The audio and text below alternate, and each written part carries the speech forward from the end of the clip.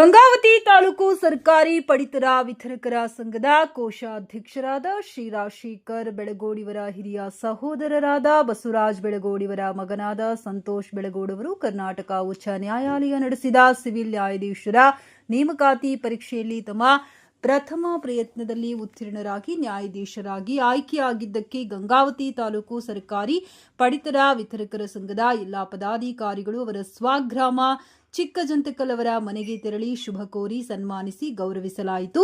K Manjunath ಮಾತನಾಡಿ, ಸಂತೋಷ್ ಬೆಳಗೋಡ್ರವರು ಕಿರಿಯ ವಯಸ್ಸಿನಲ್ಲಿ ನ್ಯಾಯಾಂಗದ ಅತ್ಯುನ್ನತ ಹುದ್ದೆಯಾದ ನ್ಯಾಯಾಧೀಶರಾಗಿ ಆಯ್ಕೆಯಾಗಿ ಅನೇಕ ಕಿರಿಯ ವಕೀಲರಿಗೆ ಮಾದರಿಯಾಗಿದ್ದಾರೆ.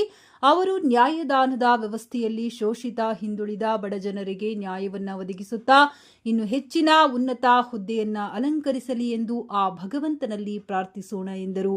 ಈ ಸಂದರ್ಭದಲ್ಲಿ ಸಂಘದ ಗೌರವಾಧ್ಯಕ್ಷರಾದ ಟಿಎಂ ಚೆನ್ನಬಸಪ್ಪ ಶಾಸ್ತ್ರಿ, ಅಧ್ಯಕ್ಷರಾದ ಕೆ ಮಂಜುನಾಥ್, ಸಹ ಕಾರ್ಯದರ್ಶಿಯಾದ ಎಚ್ ವೀರಭದ್ರಪ್ಪ, ಕೋಶಾಧ್ಯಕ್ಷರಾದ ರಾಜಶೇಖರ್ ಬೆಳಗೋಳ್, ಸಂಘದ ಪದಾಧಿಕಾರಿಗಳಾದ ವಸಂತ್ ಗೌಡ, ಅಯಾಜ್ ಮಸೂಮ್, ಶರೀಫ್ ಸಲೀಂ ಖಾನ್, ಮೆಹಬೂಬ್ ಹಾಗೂ ಇನ್ನು ಅನೇಕ ಪಡಿತರ ವಿತರಕರು ಭಾಗವಹಿಸಿದ್ದರು.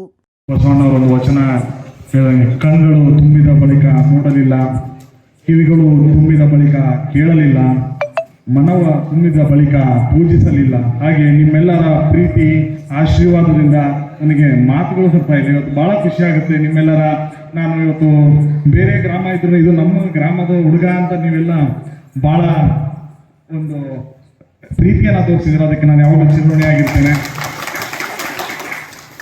ಹಾಗೆ ಇದೇ ರೀತಿ ನನ್ನ ಮುಂದಿನ ಇನ್ನೂ ಎಲ್ಲ ಸೇವೆ ಮಾಡೋಕೆ ನಿಮ್ಮೆಲ್ಲರ ಆಶೀರ್ವಾದ ಇದೇ ರೀತಿ ನಮ್ಮಲ್ಲಿ ಸದಾ ಇರಲಿ ಅಂತ ಮಾತುಗಳು